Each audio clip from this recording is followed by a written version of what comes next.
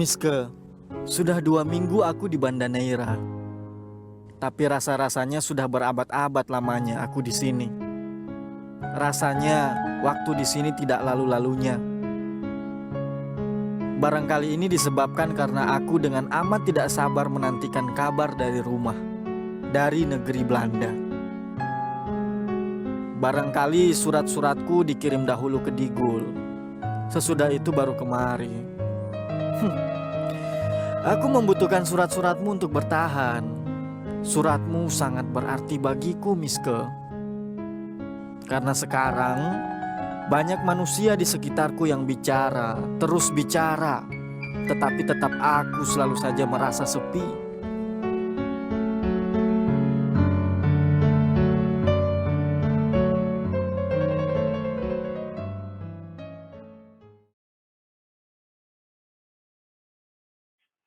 Ya, halo teman-teman semuanya, kembali lagi di Indonesian Short Film Festival 2021 yang diselenggarakan oleh Permias DC bekerja sama dengan Kedutaan Besar Republik Indonesia di Washington DC dan juga Insta-GNU.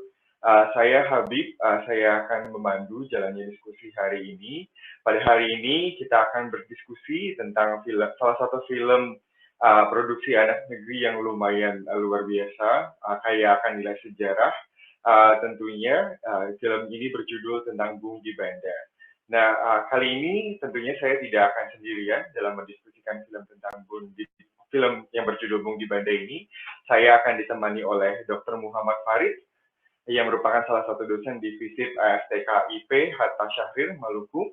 Beliau lahir di Ambon dan merupakan alumni IAIN Jakarta tahun 2000. Magister Sosiologi Universitas Brawijaya Malang tahun 2005 dan juga Doktor Ilmu Sosial FISIP Universitas Airlangga Surabaya tahun 2016. Beliau memiliki fokus studi di bidang sosiologi, sejarah, dan cultural studies. Jadi sangat tepat sekali ya untuk menemani diskusi kita hari ini. Jadi mungkin tanpa berpanjang lebar, mari kita undang saja Pak Farid ke dalam panggung kita hari ini. Silakan. Ya, halo Pak Farid, apa kabar? Halo, kabar sehat, mantap. Terima kasih. Bagaimana kabar Abi dan teman-teman? Baik Pak, terima kasih banyak. Ini Pak Farid bergabung dari Maluku apa dari Surabaya Pak? Saya kebetulan lagi di Jawa Timur, masih di Jawa Timur. Nanti Agustus, insya Allah awal mungkin saya ke Banda. Siap, mantap. Jadi lagi bergabung dari Jawa Timur. Pak Farid, ini kami merasa sangat terhormat dan sangat berterima kasih Pak Farid bisa join di dalam diskusi hari ini karena saya nonton filmnya dan saya tahu Pak Farid juga main di dalam filmnya gitu ya Pak. Jadi terima kasih banyak sekali lagi sudah dapat bergabung pada diskusi hari ini ya Pak. Pak Farid, mungkin langsung aja kali ya, kita habis nonton filmnya pasti bertanya-tanya gitu, banyak hal tentunya. Mungkin yang pertanyaan pertama saya adalah Pak Farid pada saat proses pembuatan filmnya ini sendiri, gimana sih Pak perasaan pertamanya ketika diajak atau misalnya ketika produser datang ke Maluku dan menceritakan kepada Bapak dan teman-teman di Maluku itu kita pengen buat film ini di Banda gitu ya. Bagaimana Pak perasaan? Iya, saya sebagai anak Banda ya, saya bersyukur sekali ada kawan dari luar Banda, dari Jakarta, sutradara ini Sergi Sutanto yang berminat untuk mengangkat ketokohan yang pernah diasingkan di Banda Neira. Kebetulan memang kan sebelumnya saya juga sudah kenal ya. Jadi Bung Sergi itu sebenarnya sudah sebelum pembuatan film itu dia sudah datang ke Banda, berdiskusi dengan kita. Dia seperti sebelumnya sudah melakukan riset kecil lah gitu. Jadi kita sudah saling kenal. Nah, ya tentu saya tidak sangka kalau akhirnya diajak di dalam film karena sebelumnya itu kita hanya diskusi. Dia datang ke kampus, kebetulan saya dan juga beberapa teman yang jadi aktor di film itu termasuk Pak Usman Tali sejarawan Maluku, itu juga marhum ya, itu juga dosen di Hatta Syahrir, dan kita awal-awalnya ya diskusi-diskusi. Tapi excited sekali karena dia tiba-tiba langsung minta kita ikut terlibat di dalam proyek berikutnya, yaitu film gitu, yang saya nggak nyangka gitu. Saya bilang ini serius gitu. Tapi memang sepertinya Bung Sergi ini, kalau saya lihat dia ingin memang dari awal filmnya dia itu melibatkan teman-teman di Banda. Jadi karena ini mungkin dalam pikirannya dia, karena ini film tentang Banda, ya orang Banda yang paling pas untuk terlibat di dalam situ. Selebihnya saya kira dia punya kriteria sendiri untuk memilih siapa-siapa yang pas ya. Saya yakin dia pasti punya beberapa syarat-syarat. Dan saya lihat memang kawan-kawan yang lain juga involved ya, kayak Pak Mokhtar Talib itu beliau memang orang budayawan di Banda, lalu Bung Rizal Bahalwan, Bung Isra, itu semua praktisi pariwisata budaya. Jadi mereka sudah involved memang di situ. Saya sendiri riset beberapa hal tentang sejarah sosial tentang Syahrir, tapi ada beberapa tulisan-tulisan kecil tentang Syahrir di beberapa media. Mungkin itu juga jadi salah satu alasan kenapa dia memilih kita ya. Jadi dia pasti punya kriteria seperti itu. Saya kira itu. Wah, menarik banget ya, kalau dengerin ceritanya Pak Farid, berarti proses pembuatan film ini memang berdasarkan riset ya Pak, bukan hanya berdasarkan sejarah gitu riset, tapi juga ada mungkin tadi Pak Farid menyampaikan bahwa ada beberapa praktisi kebudayaan juga dilibatkan, jadi tentunya sangat kaya juga ya Pak. Sebenarnya itu juga kemudian membuat saya bertanya-tanya juga Pak, sebenarnya ketika proses pembuatan filmnya ada tantangan tersendiri nggak sih Pak yang memang dihadapi pada saat itu gitu? Kayak misalnya untuk mereplikasi peristiwa sejarah di dalam suatu film itu kan pasti tidak mudah ya Pak. Jadi mungkin ada tantangan yang bisa dibagikan ke kita teman-teman pendengar gitu Pak? Tantangan buat saya ya maksudnya ya? Betul. Jelas karena kita kan tidak pernah punya pengalaman main film kan. Tapi di sini saya kira hebatnya Sutradara ya, Bung Sergi, karena dia memang sejak awal ingin mencairkan suasana. Jadi dia selalu sampai ke Pak Usman dan teman-teman itu untuk mengalir saja Bung gitu. Jadi dan pada akhirnya kan memang filmnya semacam, kalau saya lihat sih semacam behind the scene ya. Jadi kayak bukan film tapi di balik film. Kita ngobrol-ngobrol tentang siapa itu Cipto, kita ngobrol tentang Iwa. Tapi saya kira berhasil sutradara karena dengan ngobrol yang santai itu akhirnya penonton jadi paham, oh siapa Cipto, siapa Hatta, dan terutama Syahrir. Saya kira itu ya. Jadi tentu tantangannya luar biasa buat kita, agak tegang juga awalnya. Tapi karena dia selalu memotivasi kita untuk lebih cair saja suasana, menjadi diri kita sendiri mungkin maksudnya begitu. Ya seperti Bapak Farid mengajar di depan kelas saja misalnya gitu, kayak atau Bung Isra seperti ngobrol-ngobrol di warung kopi tentang Banda Neira misalnya. Jadi kayak gitu-gitu. Makanya kita akhirnya bisa lebih cair, lebih fun saja gitu menjalani peran-perannya itu. Begitu. Baik. Iya Pak, setuju sekali ya. Saya waktu nontonnya juga ngerasa kalau misalnya ini bukan suatu film dokumenter yang biasa gitu ya, kayak film-film dokumenter lain, tapi itu sangat menunjukkan sisi kemanusiaannya, mungkin lebih ringan gitu ya, kayak banyak sekali aspek-aspek yang jarang terlihat kalau di film dokumenter biasa, tapi ini ditampilkan tadi seperti Bapak sampaikan, bagaimana ada komunikasi yang ditunjukkan antar aktor. Ini benar-benar ceritain sebenarnya behind the scene dari mungkin story sebagai tokoh utama yang ingin dibahas gitu dari keseluruhan itu. Kemudian juga ini mendorong saya juga Pak untuk bertanya sebenarnya apakah kalau misalnya berdasarkan pengalaman Pak Farid, itu setelah nonton mungkin beberapa film sejarah gitu Pak, apa sih Pak yang membedakan, misalnya selain juga dari tentang bagaimana behind the scene-nya yang diangkat, yang membedakan antara film Bung di Banda ini dengan film-film sejarah lainnya gitu Pak? Iya, pertama saya setuju dengan tadi ya bahwa ini bukan film dokumenter biasa. Itu saja sudah membuat perbedaan ya yang signifikan antara dokumenter yang murni yang umumnya orang monoton ya menyaksikannya. Kalau di Bung di Banda dokumenter tapi yang sifatnya lebih cair ya, lebih bahkan fun, orang ringan lah. Padahal sebenarnya punya bobot historis yang tidak kalah kuat saya kira. Jadi pasti berbeda. Kalau dibanding misalnya, kalau misalnya mau dibanding ya dengan beberapa film-film dokumenter lain misalnya, saya kira ini menjadi satu bukan saja terobosan untuk film pendek, tapi jadi satu terobosan untuk film dokumenter. Karena saya yang pengajar sejarah nih ya, kalau saya sudah eksperimen dengan film Bung di Banda ini di mahasiswa saya, itu mereka jauh lebih fun menonton ini ketimbang saya kan punya beberapa dokumen dari almarhum Pak Des Alwi tentang Bung Hatta, tentang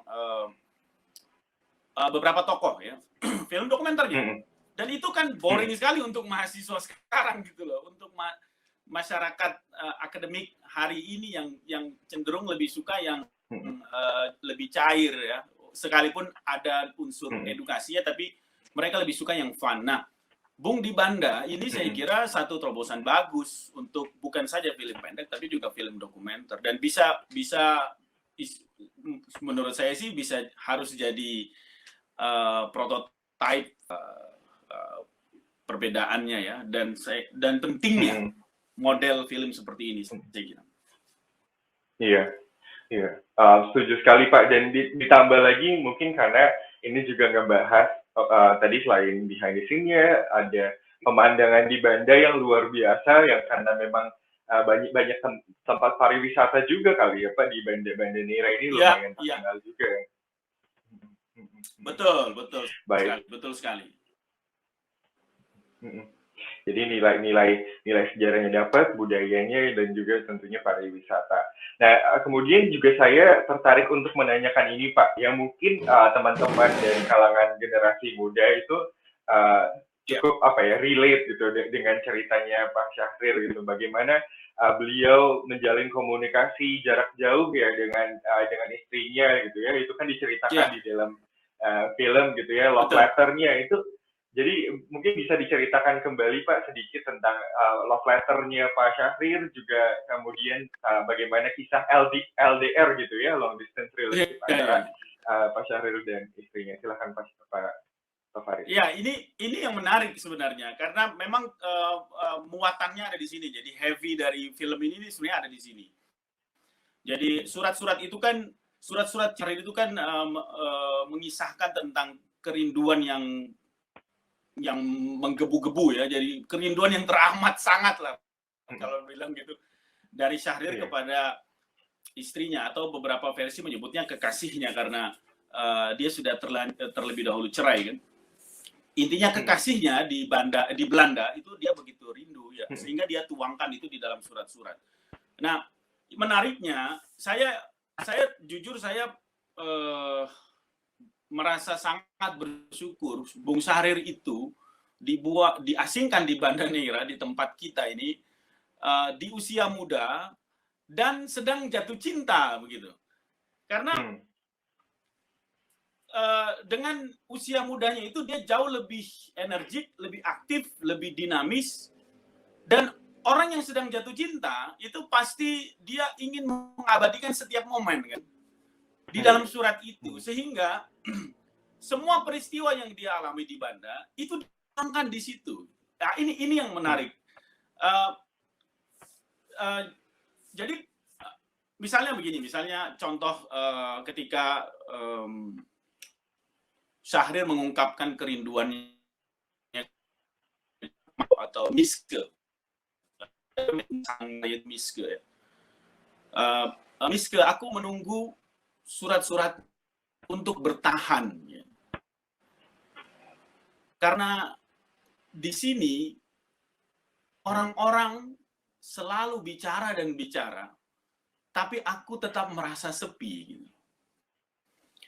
Nah, kalimat ini buat saya itu bukan, kalau bisa ditafsirkan macam-macam ya pastinya, tapi kalau saya interpretasinya itu dia bukan saja sedang mengungkapkan kerinduannya yang mendalam kepada kekasihnya, tapi sekaligus Bung Syahrir sedang menilik ya, jadi sedang mengkritik situasi real yang ada di Banda Neira.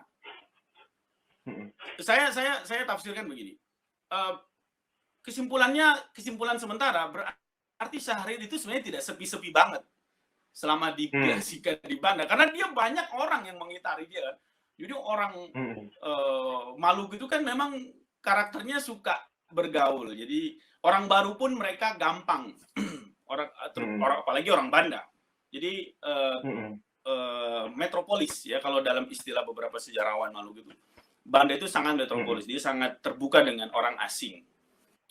Tapi ternyata karakter itu tidak membuat Syahrir nyaman gitu loh, karena orang terus bicara dan bicara, itu kan sebenarnya kritik kan, kritik kepada orang Banda yang mungkin menurut Syahrir terlalu banyak bicara gitu. Padahal sebenarnya hatinya ini masih mendung ya, menangkan kekasih. Jadi itu salah satu kalimat yang ada di dalam surat Cinta Syahrir. Jadi menurut saya surat Cinta Syahrir itu enggak, kalau kita atau Anda semua mau berharap dapat romantikisan ala anak muda di surat Cinta Syahrir, itu mungkin susah dapat, nggak dapat. Karena Syahrir selalu saja menyisipkan cermatan dia terhadap situasi sosiokultural orang Banda. Itu istilah saya dalam beberapa artikel. Jadi dia selalu menyisipkan cermatan dia, bahkan kritikan dia. Saya mau kasih tahu satu yang berdiri di catatan lain, misalnya Syahrir itu kalau kritik orang kan di depan-depan. Jadi Bung Karno saja dia kritik gitu kan. Bung Hatta juga dia kritik. Orang Banda itu dia kritik. Dia paling tidak suka dengan orang Banda dalam beberapa catatan lain misalnya. Dia tidak suka dengan orang Banda yang terlalu percaya tahayul. Dan saya kira umumnya orang Indonesia begitu kayak saya kira. Tapi karena dia dibuang di Banda, jadi dia mengungkapkan ketidaksukaan dia dengan Banda yang terlalu percaya tahayul. Karena menurut Syahrir tahayul itu membunuh akal pikiran, dan kalau akal pikiran sudah mati, itu awal dari keterjajahan manusia, dari feodalisme, dari kolonialisme. Jadi seperti itu. Jadi jangkauan pikirannya Syahrir itu ke situ. Jadi orang kalau terlalu percaya tahayul, itu awal mula dari orang itu akan dikooptasi oleh penjajahan. Nah, akal pikirannya tidak pakai, akal pikirannya tidak. Jadi itulah Syahrir, dia selalu mengkritik. Nah, di dalam surat-surat Miske itu dia selalu menyisipkan cermatan itu. Tapi, nah ini menarik, tapi tidak semua juga dikritik oleh Syahrir di Banda Neira. Beberapa misalnya yang saya dapat dari sutradara ya, jadi beberapa catatannya. Surat Syahrir juga banyak yang memuji Banda, terutama panorama. Ya, jadi keindahan alam. Jadi ketika dia menuliskan kerinduannya kepada Maria atau Miske, dia juga mendeskripsikan indahnya lautan Banda yang dia bilang bening laksana kaca. Lalu dia juga mendeskripsikan indahnya temari hari yang begitu mempesona kalau dilihat dari sudut dermaga lama. Itu ada di dalam catatan-catatannya. Dan itu buat saya orang Banda dan kita semua, kalau kita membaca surat Syahrir itu, lalu kita melihat kondisi Banda hari ini, itu kita akan punya daya banding dan jangkauan yang kritis sekali tuh kepada Banda hari ini gitu.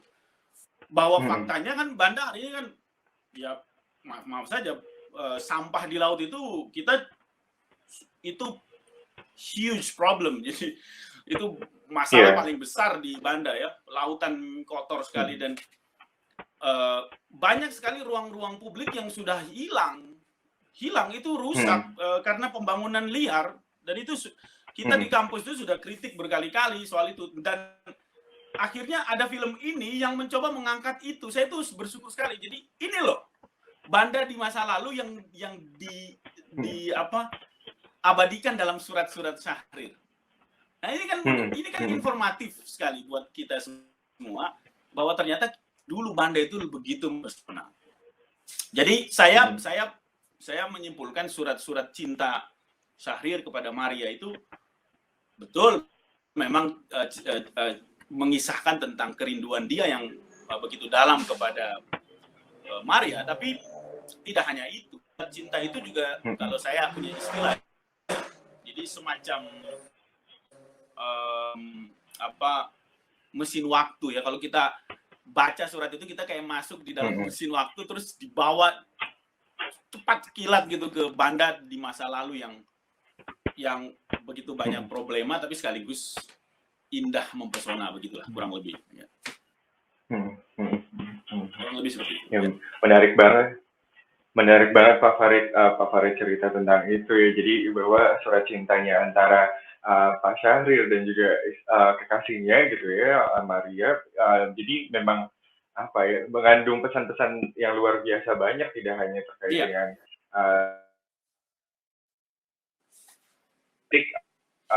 terkait dengan Banda dan lain sebagainya ya. Mungkin kalau misalnya mereka punya Zoom pada hari itu mungkin bisa lebih banyak cerita juga yang bisa disampaikan juga ya Pak ke teman semua juga gitu. Lebih banyak cerita dan banyak yang terabadikan kan secara visual. Iya, betul sekali Pak. Ya, jadi lebih banyak yang bisa diabadikan. Tapi itu poin tadi yang poin mungkin tentang long distance relationship ini sangat bisa dirasakan gitu ya Pak, terutama buat mungkin teman-teman yang lagi berkuliah atau misalnya sedang berada di Amerika gitu ya, kalau misalnya memang punya di Indonesia gitu ya. Pak Farid, saya juga punya pertanyaan dan mungkin ini jadi pertanyaan terakhir saya Pak. Kalau misalnya apa yang ingin Pak Farid sampaikan atau Pak Farid ingin yakinkan kepada misalnya teman-teman Amerika, ini jadi bukan warga negara Indonesia lagi, tapi mungkin buat publik Amerika, kenapa sih publik Amerika itu harus tonton film ini gitu Pak? Silakan Pak Farid. Oke. Ini sangat-sangat penting ya untuk pertama kawan-kawan Indonesia yang sedang studi di Amerika dan juga publik Amerika saya kira secara umum ya untuk mengenal lebih dekat tentang biografi tokoh nasional kita, tokoh lokal kita ya, tokoh Indonesia yang saya kira mungkin belum banyak diketahui sisi lain daripada kehidupan mereka ketika mereka diasingkan.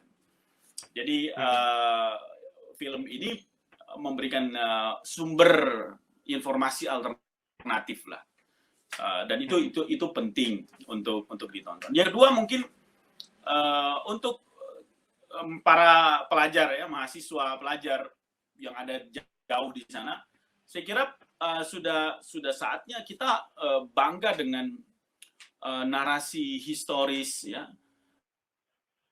dengan khazanah budaya sendiri, karena kalau bukan kita siapa lagi ya, sering kan kita mendengar begitu dan harusnya kita memaksimalkan potensi itu.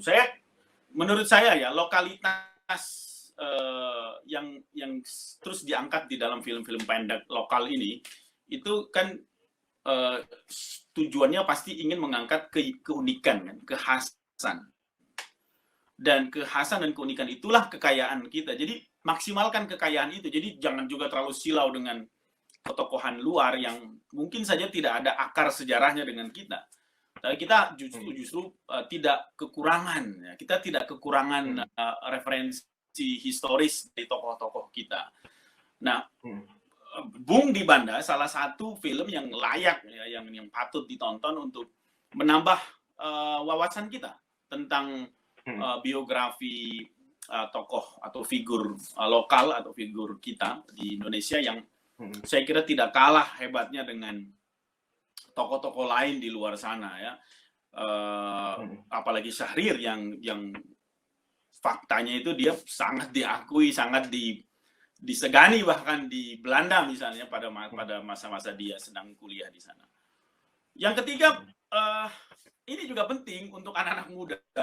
Jadi Syahrir itu, ya saya memang jatuh cinta, tapi saya tuh tidak pernah larut dengan hal-hal romansa begitu, ya. Kan di dalam film ini kan sutradara ingin menebalkan tentang kerinduan tadi itu kan, jadi loneliness, kesepian karena rindu Syahrir kepada Miske di Belanda. Ini kan yang ingin ditebalkan oleh sutradara. Tapi sutradara tidak berhenti sampai di situ. Dia kemudian bergerak maju untuk menjelaskan, menunjukkan kepada penonton bahwa Syahrir tidak larut dengan kesepian itu. Jadi Syahrir juga tidak larut dengan romansa cinta. Karena apa? Faktanya dia tidak pernah melupakan tugas dia sebagai anak bangsa. Dia tidak pernah lupa tanggung jawab dia untuk mengedukasi, kan? Tanggung jawab dia untuk memberi ajaran kepada anak-anak pribumi misalnya. Ini kan penting sekali untuk kita semua ya, para ilmuwan, para pelajar, ya, untuk bagaimana punya mindset dan jiwa seperti itu. Jadi yang hari ini mungkin sudah sangat susah temukan ya figur-figur seperti itu. Dan film Bung di Banda mencoba mengangkat ini, dan saya kira ini aktual sekali. Ini yang kita sangat butuhkan. Figur seperti ini yang harus menjadi contoh anak muda yang memang ditumbuh oleh romansa anak muda. Dia bergelut dengan kerinduan tapi dia tidak lupa dengan tugas dia sebagai anak bangsa yang harus terus berjuang dan terus mendidik putra-putra terbaik anak bangsa Indonesia. Saya kira itu pesannya dari film ini. Baik. Dan itu menjadi urgensi dari film ini, kenapa layak ditonton begitu loh. Baik. Terima kasih banyak Pak Farid. Poin yang terakhir tadi Pak Farid sampaikan penting sekali. Jadi jangan sampai terbutakan oleh romansa atau misalnya sekadar cerita-cerita cinta saja, tapi juga tetap harus ingat kembali bahwa ada pesan besar di balik film ini, yaitu kecintaan kita terhadap bangsa dan juga tentunya terhadap tokoh-tokohnya, juga termasuk salah satunya adalah Sultan Syahrir yang dibahas oleh film ini. Sekali lagi kami mau mengucapkan terima kasih banyak Pak untuk kesempatannya bergabung dengan kita di Permias TV.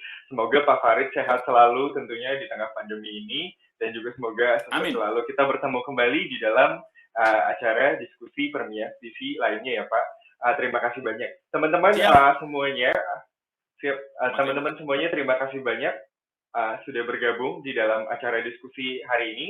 Apabila teman-teman ingin mendapatkan link untuk menonton filmnya, jangan lupa kirim pesan ke Instagramnya Permias TV atau juga KBRI DC untuk mendapatkan akses terhadap link tersebut. Saya Habib, saya mau undur diri. Terima kasih banyak dan sampai bertemu di dalam film.